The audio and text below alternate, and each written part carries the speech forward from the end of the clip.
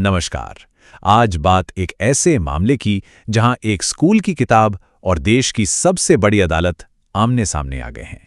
ये कहानी है शिक्षा और न्याय के एक बड़े टकराव की। सवाल तो बड़ा है और यही वो सवाल है जो आज की हमारी पूरी बातचीत का सेंटर पॉइंट है। आखिर एक स्कूल की किताब जो बच्चों को पढ़ाई जानी है, उसने पूरी न्याय व्यवस्था में इतनी बड़ी हलचल कैसे मचा दी? तो चलिए शुरू से शुरू करते हैं। देखते हैं कि ये पूरा मामला आखिर है क्या और ये सब शुरू कैसे हुआ। इसकी जड़ में है एक स्कूल की किताब का एक चैप्टर। तो कहानी शुरू होती है यहां से। एनसीईआरटी की 8वीं क्लास की सोशल साइंस की किताब में एक जगह लिखा गया कि न्यायपालिका में भ्रष्टाचार एक बड़ी चुनौती है। बस यही एक लाइन इस पूरे विवाद की वजह बन गई। तो सवाल उठता है कि एक किताब की बात देश की सबसे बड़ी अदालत तक पहुंची कैसे? इसकी वजह बने देश के कुछ बहुत ही सीनियर वकील, जिन्होंने इस पर गंभीर चिंता जताते हुए आप कह सकते हैं खतरे की घंटी बजा दी। और ये कोई छोटे मोटे वकील नहीं थे। देश के दो सबसे बड़े नाम कपिल सिब्बल और अभिषेक मनु सिंघवी इस मुद्दे को सीधे चीफ जस्टिस के सामने ले गए। अब सोचिए मामला कितना गंभीर रहा होगा। जरा कपिल सिब्बल के इन शब्दों पर गौर कीजिए। उनके शब्दों में जो गुस्सा और चिंता है वो साफ दिखती है। उन्होंने इसे सिर्फ एक गलती नहीं बल्कि अत्यंत आपत्तिजनक कहा। मतलब साफ है कि लीगल कम्युनिटी में इसे लेकर कितनी बेचैनी थी।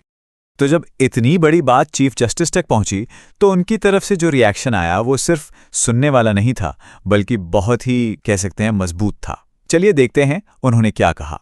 और मजेदार बात यह है कि चीफ जस्टिस को इस बारे में पहले से पता था। मतलब वकीलों के मुद्दा उठाने से भी पहले अंदर ही अंदर जुडिशरी में इस किताब को लेकर खलबली मची हुई थी। कई हाईकोर्ट के जजों ने भी उन्हें कॉल और मैसेज करके अपनी चिंता जताई थी। यहां मुख्य न्यायाधीश सूर्यकांत ने यह साफ कर दिया कि ये किसी एक इंसान की चिंता नहीं है, ये पूरे के पूरे इंस्टीट्यूशन, पूरी संस्था का मामला है। जब वो बार और बेंच कहते हैं तो उनका मतलब है वकील भी और जज भी, सब परेशान थे। और फिर आया वो बयान जो एक तरह से एक चेतावनी थी। उन्होंने साफ साफ कहा कि वो किसी को भी इस संस्था की इज्जत पर दाग नहीं लगाने देंगे, चाहे वो कितना भी पावरफुल क्यों ना हो। कानून अपना काम करेगा। ये बहुत बड़ी बात थी। लेकिन कहानी में एक और बड़ा ट्विस्ट था। वकीलों ने सिर्फ आपत्ति नहीं जताई बल्कि इसके पीछे एक गहरी योजना का शक भी जताया, जिसने इस मामले को और भी गंभीर बना दिया। डॉक्टर सिंघवी ने एक बहुत ही लॉजिकल सवाल उठाया। उन्होंने पूछा कि भाई, अगर बच्चों को करप्शन के बारे में पढ़ाना ही था तो सिर्फ जुडिशरी को ही क्यों टारगेट किया गया? राजनीति, ब्यूरोक्रेसी और भी तो जगहें हैं, सिर्फ न्यायपालिका का नाम ही क्यों? और यही सवाल इस पूरे मामले के सेंटर में आ गया। क्यों सिर्फ जुडिशरी को ही निशाना बनाया गया? क्या यह सिर्फ एक गलती थी या इसके पीछे कोई छिपा हुआ एजेंडा था? और सबसे चौंकाने वाली बात तो चीफ जस्टिस का जवाब था। उन्होंने भी इस शक पर एक तरह से मोहर लगा दी। उन्होंने कहा, ऐसा लगता है कि ये एक सोची समझी और गहरी योजना का हिस्सा है। सोचिए, देश के चीफ जस्टिस ये कह रहे हैं, इसका मतलब वो इसे जुडिशरी पर एक सोचा समझा हमला मान रहे थे। तो इतनी सारी बातों, चिंताओं और आरोपों के बाद अब एक्शन का टाइम था।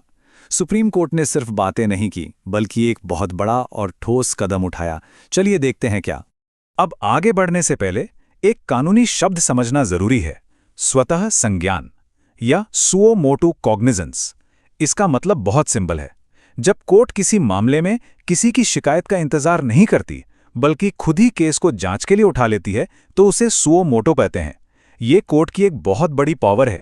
तो हुआ ये कि चीफ जस्टिस ने कन्फर्म किया कि उन्होंने इस मामले का स्वतः संज्ञान ले लिया है। मतलब अब सुप्रीम कोर्ट खुद इस किताब के कंटेंट की जांच करेगा और जो भी जरूरी एक्शन होगा वो लिया जाएगा। ये इस केस का सबसे बड़ा टर्निंग पॉइंट था।